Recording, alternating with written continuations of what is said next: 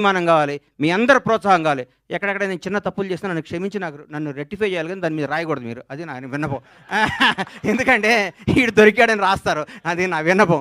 అందుకని thank you.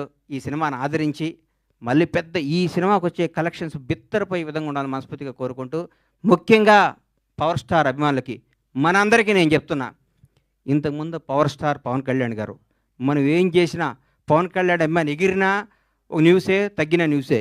ఇప్పుడు నేను చెప్తున్నా, గౌరవ ఆంధ్రప్రదేశ్ రాష్ట్ర ఉప ముఖ్యమంత్రి, జనసేన నాయకుడు, ఈరోజు భారతదేశాన్ని పరిపాలిస్తున్న ప్రభుత్వంలో ఒక కీలక పాత్ర పోషిస్తున్న మహోన్నత వ్యక్తి.